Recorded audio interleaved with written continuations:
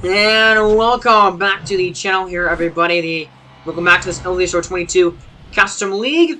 As we are going to open up this episode here at the game between the Los Angeles Dragons and the Minneapolis Millers, but it's focused specifically on a pitcher here for the Los Angeles Dragons. The Dragons start this season 5-5, and the Millers are about that same exact record. They are 4-5 at the start of this season here, as Steven Matt's on the mound for the Millers, but that's not who we're going to be focusing on in this game. We will be focusing on as a 2-run home run there by Corey Seager immediately out of the gate, but we will be pitching with Shane Bieber in this game. 17.1 innings of scoreless baseball for Shane Bieber so far this season. So what he can do against this Minneapolis lineup, and he's got a lead here early on in the very beginning of this game, as that knuckle curve is inside, nearly hits Luis Arias, leadoff hitter here for Minneapolis, batting .344 on the season here for him. And now a 2-2 to Shane Bieber. From Shane Bieber is going to be a drive, and it's going to get down all the way near the gap. The center fielder picks up the ball, and Luis Arias using his speed there to get all the way to second there with a double in his center field, his fifth of the season already. And I mean, Luis Arias, one of the best hitters in the entire league, and stat-wise, he is just incredible at the plate, as that is a strike on the outside corner to Jonathan India, only batting .225 this year. He was the NL Rookie of the Year last season in real life, as an 0-1 to him is going to be a ground ball on a slider, and there's the first out of the ball game, but Arias will go over to third base. So that first run allowed potentially by Shane Bieber is 90 feet away, as we do get a quick glance of the starting lineup here. You have Luis Arias, Jonathan India, Fernando Tatis, only batting .194 right now, AJ Pollock, Chris Bryant, Gavin Sheets batting .351, Eugenio Suarez, Cole Calhoun, and Joey Bart there in that lineup here for Minneapolis. And here's Fernando Tatis, mentioned only batting .194 to this point in the season, but he's going to take that slider up the middle and drop it into center field for a base hit. So, Fernando Tatis Jr. will break up the streak of 17 scoreless innings by Shane Bieber. We pitched with Lance Lynn, who had a scoreless inning streak last time, and it took a little bit more time in that game for his scoreless streak to end. This one ends pretty much right away in this game, as there's a double play that ends the first inning. But Shane Bieber does give up his first run of the season there on a base hit from Fernando Tatis, and at the end of one, it's a 2-1 game. We go to the bottom of the second, and here's Gavin Sheets batting .351 with 3 homers and 10 RBIs already, and over 1 OPS. Best hitter on this team for the Millers this season. A 2-2 from Bieber to him here. Is going to be a ground ball back up the middle, but Corey Seager makes an incredible diving play there behind the pitch. We don't get to see it there in real time, but look at this replay here. Right up the middle, and a diving stop, and from his knees. What a play by Corey Seager there, their shortstop.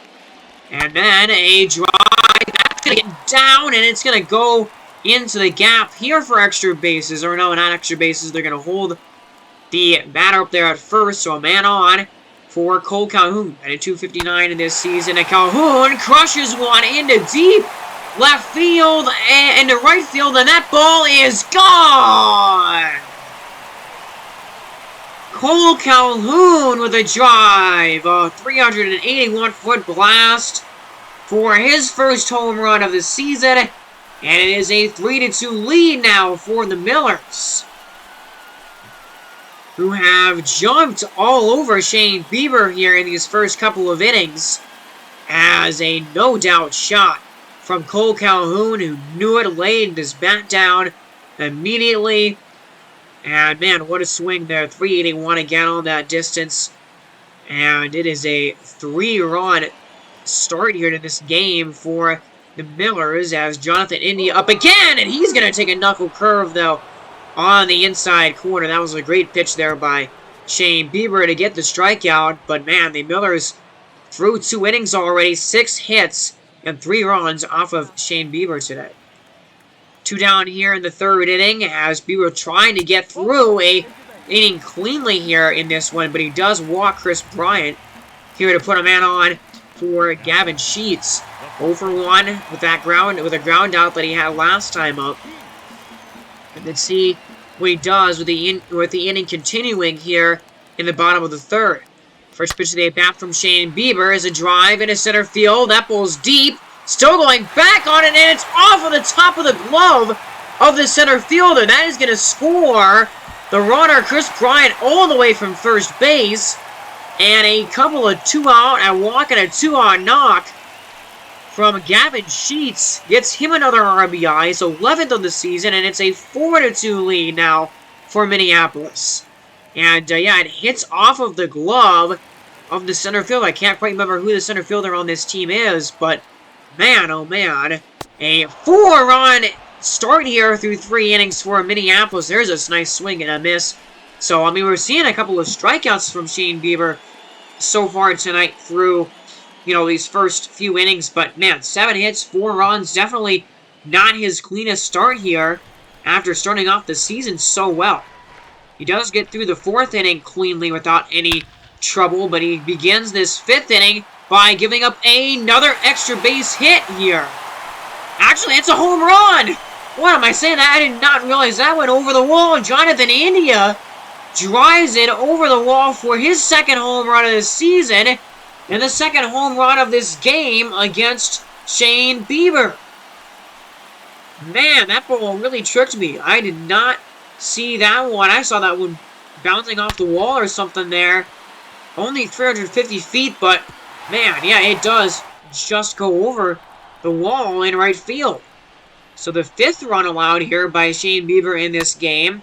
And there's a fly ball, pretty relatively shallow center field, and the catch there is made by the center fielder. I still can't quite tell who that is out there in center field.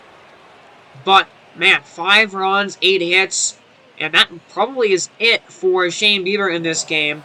As, yes, it is. We go into the top of the 8th. The game is tied here at 5 apiece, and man, Shane Bieber, only 5 innings, 8 runs, 5 hits, 1 walk at least, and only like 3 or 4 strikeouts. Not a great start, not a great game for him after 17 scoreless innings to start the season. That ball is gone! From Nick Senzel, what a huge home run here in the 8th inning. The Dragons take the lead here, 6-5. And man, still talking about Shane Bieber's performance in this game, and how about Nick Senzel with a monster home run here late in this game.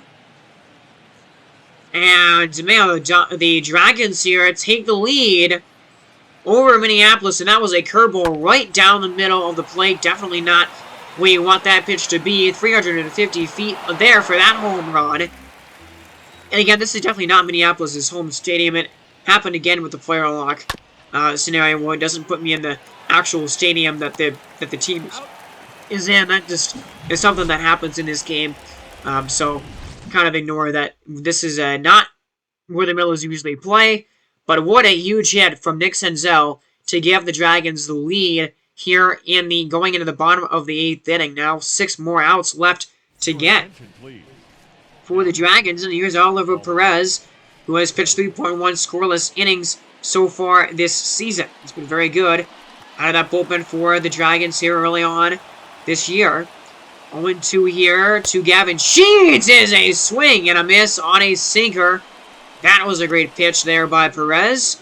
2 down here in the 8th inning. Now it's Eugenio Suarez. And Suarez is going to swing and miss at a sinker. High and a little outside. As Perez, a couple of really good pitches and a couple of big-time strikeouts in that inning. Suarez way late on that pitch. The Dragons still controlling 1-run lead going into the 9th. So here he is, Garrett Cooper, starting off the top of the 9th inning, and he hasn't done that well so far this season, only batting .200 to begin the year. As Jose Suarez, the pitcher for Minneapolis, as that is a drive by Cooper, and that one is going to get down and bounce off of the wall here in center field. The Dragons are not comfortable with their one-run lead as they're looking for more here or there. There's a double from Cooper, his third. Now it's Anthony Santander. 1-0 to him is a line drive. That's going to be a base hit. Cooper will hold at third base, and a good decision there with nobody out. Don't want to risk him getting thrown out at home. Now Michael Busch, 2-2 to him. Is the ball absolutely crushed? Deep to right field! And it is gone! Michael Busch with his first Major League homer to blow this game away here in the 9th inning. 3-run shot. And it is 9-5, a 4-1 lead all of a sudden for the Dragons. And man, what a big-time homer for his first one of his career. And a no-doubter, too, here. Look at this swing. As, man, that one was crushed just over that wall. And how about that for Michael Busch? As he's in the clubhouse here, in the dugout, and there is his rest of the team congratulating him on that achievement. Keep that ball for sure for a big-time milestone, the first homer of his career. Blake Treinen comes out of the bullpen here, and not so great in 2.0 innings this season, although it's a very small sample size, so can't really judge him too harshly off of that. But man, all of a sudden, this is a one-run game. It was a tie game going into the top of the 8th inning, and now it's a very different game, as that's a swing and a miss there. I believe that was Corey Lee at the plate to swing and miss and strike out on that one, and now it's going to go to the top of the order, and Michael Brantley is coming up here, 1 for 4 in this bowl game today. Man on first here with 1 down in the inning. First pitch from the pitcher Treinen is a ball that's crushed by Brantley into center field, and that one's got the distance. That one is gone.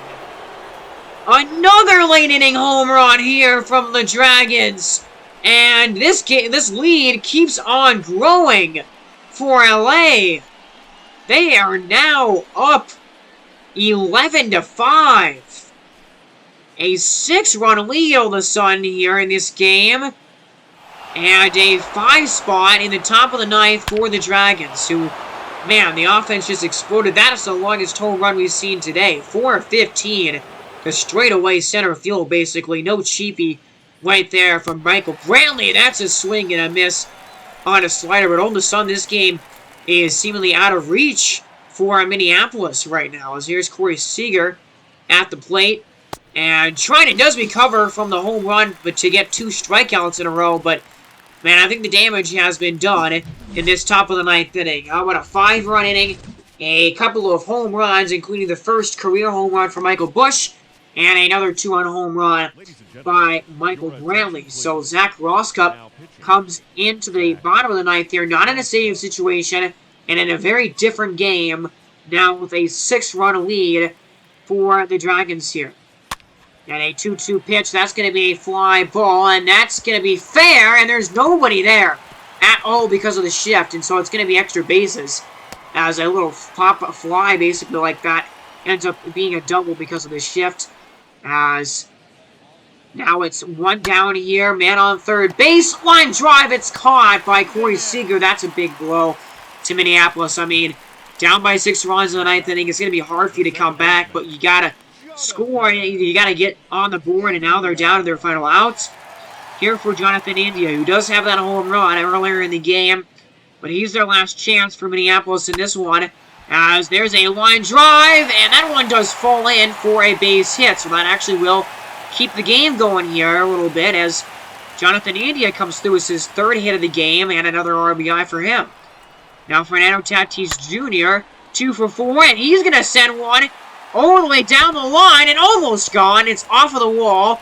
Jonathan India is going to round third. He's going to come home, and no throw, apparently, there by the second baseman, I believe, there. And, I mean, it's, still a 4-run lead, so I guess you don't want to risk it. I think that it would be at least had to play at the plate, but Fernando Tatis, his 3rd hit of the game, and we're going to continue to roll in this game right here. It's not over yet, as Jose Alvarez comes out of the pen now for the Dragons, looking to just get one more out and shut the door on this one. Now here is A.J. Pollock. And there's a line drive, but this one is right to the right fielder. And that will end the game. And that is going to be the final score. So some late inning action here in this one. Not a good start by Shane Bieber in this one. But the Dragons do take this game on the strength of 5 runs in that 9th inning. And they actually scored a total of 8 runs over their last 3 innings in this ball game. And they win it here 11-7. So not a great start by Shane Bieber here, but the Dragons are now 6-5 on the year, and the Millers are 4-6. I think the Dragons are going to be about a 500 team all year. They are ranked last, actually, according to the MLB rankings in this game. I don't think they're going to be the worst team in the league, but I don't think they're going to be particularly great either. I do think the Millers have a potential to be a good team in this league, though, with Fernando Tatis. They have a good offense, for sure.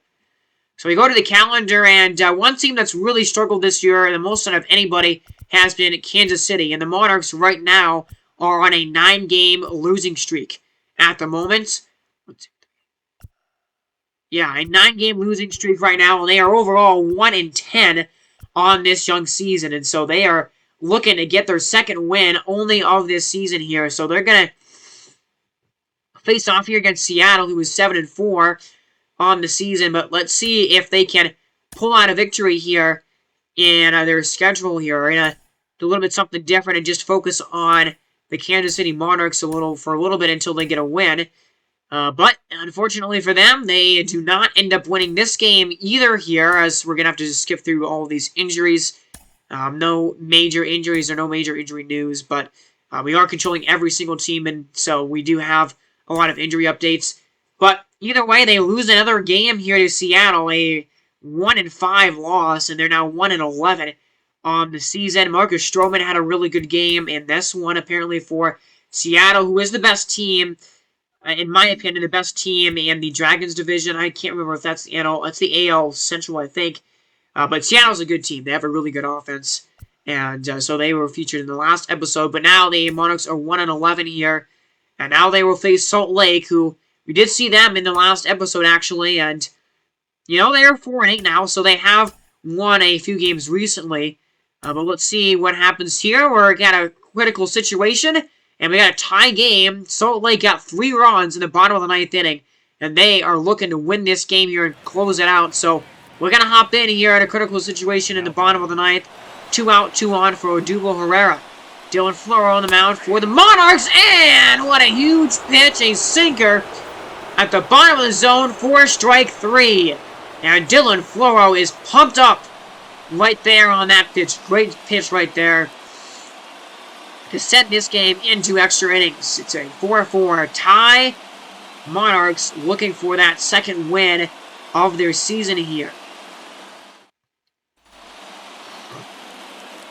So Alex Dickerson begins the top of the 10th against Evan Marshall, the pitcher for the Bees here. And there's a ball for and a walk to the batter here. Now Evan Longoria is going to come up to the plate. Trent Grisham is going to come on as a pinch runner for the Monarchs here to try and do something on the base pass maybe, as Longoria flies one into left field. And that is not going to be caught. I didn't mean to jump there with the outfielder, but that is going to be a base hit. So 2 men on, nobody out for Riley Green, but it's a ground ball to third. Wendell up with it, and it is a double play. Not what you really looking for there if you were Kansas City, because now there's 2 down, and you need a base hit here from somebody to bring home that runner from third base. And it is going to be up to Bollywood Jr. to do that. He has been batting really well to start this season, 324 there on the average this year. But he's going to fly one into shallow left, and Billy Hamilton is going to make it there and make the catch in the outfield for the Bees. And that is going to send us to the bottom of the 10th inning, and a golden opportunity right there for the Monarchs is not taking advantage of. And Marshall is pumped right there to hold serve in the top of the 10th. We do not have an extra inning base runner here in this league, as there's a swing and a miss. Nasty pitch from Dylan Floro right there to get the second out of the 10th inning. And we really haven't played a bunch of extra inning games, honestly, this season. I know we played one on opening day. We played a couple here, but it's been quite a while, I think, since we played an extra inning affair. There's a fly ball, and that one is over to Jordan Alvarez in left field. And he settles on it, makes the catch. And we are going into the 11th inning here. At least one more frame to determine a winner in this one. Monarchs 11 hits the Bees with 6 of them. In this one, as Scott Barlow comes out of the bullpen for the Bees, and he's been very good so far in 3.2 innings. He has walked 4 guys already, which is a little concerning, but he is now 3-0 actually on the batter here. Jose Abreu is on deck. He's still only batting .060, which is ridiculously bad. But here's Jordan Alvarez, who's 0 for 5 in the game, and he does not go on that one. So there's another walk, and again, the Monarchs have 2 men on here with 2 men out now in this inning here. So here's Jose Abreu, 1 for 5, and that's like one of 5 or 6 hits that he's gotten all year. He's been really bad this season so far for the Monarchs, and he's not going to get really anything here, as there's a good play by Scott Barlow, the pitcher there, to make the throw over to first base and to get the out. So nothing happening there. In the 11th for Kansas City, they don't get on the scoreboard here. You go to the bottom half of the 11th, and here is Billy Hamilton. Man on first, 2 out in the ball game. And Hamilton, not sure how many at-bats he's had this season, but, you know, 375 on the average. He's probably only had a handful of at-bats this season. I don't think he's a starter for this team normally. But there's a stolen base attempt here, and they're going to gun him down at second base. Great play by this team's catcher. I believe it's Aaron Nola. Yes, it is Aaron Nola. But that is going to end the 11th inning, and that's not enough here for a winner in this one. We are going to go to the 12th, and nothing happening for Kansas City. Good stop by Barlow as he just connects with the ball there with his glove, just barely, and is able to stop that ball from going into the outfield, and that was a 1-2-3 inning. So now we're over the 12th, and the Bees, it's their 4th time and their 4th opportunity to walk this baby off. Mike Myers has been unbelievable in this early season for the Monarchs. I mean, 9.2 innings, scoreless baseball, only 3 walks allowed on 13 strikeouts. And those averages against are really good for him, so he's been excellent. Here's Billy Hamilton up again, and he is going to swing and miss there at the cutter. Outside. Great pitch right there from Mike Myers here. One more look at it. And, yeah, no chance for Billy Hamilton at all to reach that baseball. So now here's Elias Diaz. 2-2 to him. Here's another strikeout. A swing and a miss there, and a fastball inside. And now it's Odubel Herrera with 2 out in the inning. And Odubel Herrera gets the distance on this one, but it's not going to be fair. It's going to go foul. So now 2-2 is the count here to Herrera. He's 0 for 4 in the game. The pitch from Myers is a swing and a line drive. Nimmo on his horse. And that ball is over the wall, and it's gone! Odubel Herrera, his first homer of the season, walks the game off for the Salt Lake City Bees. We have another walk-off here in this franchise, and man, the losing streak for the Monarchs continues. It is up now to 12 games this season, and they have lost 13 out of their first 14 games this season. Nothing going right for them right now. And a brutal extra inning defeat here. I mean, a line drive, home run. It didn't get out by much, but the wall out there in right field is so short that you don't need to hit it very high to get it over the wall. And how about that? Big time win for the Salt Lake City Bees. They will improve to 5-8 on the season, and they win this first game from the Kansas City Monarchs here today. They finished with 9 hits, 12 for the Monarchs. The loss goes to Mike Myers, who gives up his first run of the season, and Scott Barlow gets the win in 12 innings. So as we go back, actually they're 1-12, so 1 win in 1 win in 13 games. I was right about that, and so we go into another game here against Salt Lake, and looks like they're going to win this one here. They're up 6-1 in this one. Jordan Alvarez has had a ridiculous game with 2 home runs and 3 RBIs.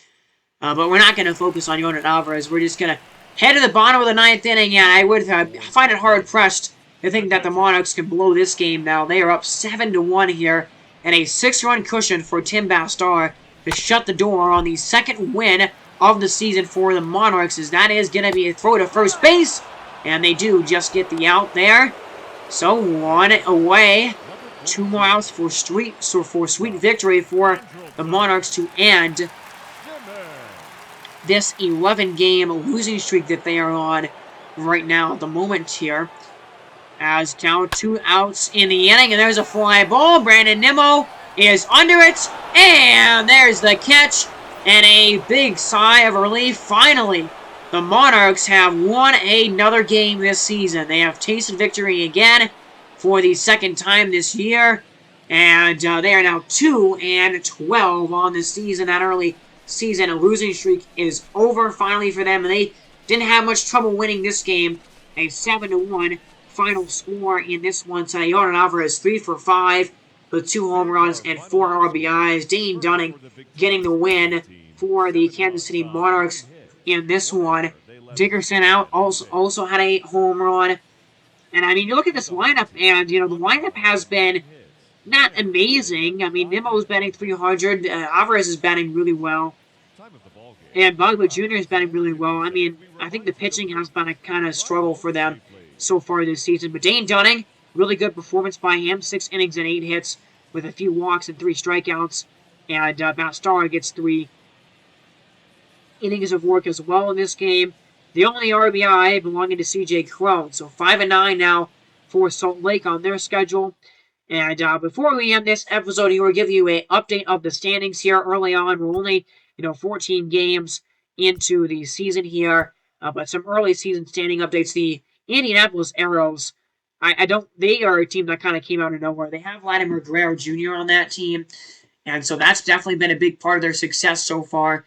But they have taken me by surprise right now. They are 11-3 this season. The Sluggers have lost 5 in a row, and they are below 500. And we go to the National League West in this division. It's pretty tight right now. The Sharks are at 9-6. The Rattlers at 8-5. Gamblers a game below 500. The Spiders 2 games below 500, and the Bees 5-9. So a pretty close division here. I think the Sharks. The Sharks. I don't know how good they really are, but that's an interesting division for sure. The Crusaders have also been really good, but that's expected. They're the first-ranked team in this game right now, and they have started 11-4. They're super good so far early this season. The Cardinals are 7-6, and the Stars, who, again, I think this team could get hot at any moment because they have an incredible offense. They are only 7-7 right now on the season. The Rhinos, they had a good start to their season. I think they were like 4-0 in the beginning of the year. They're 6-8, and the Cougars offense is really bad. And they are only 4-9.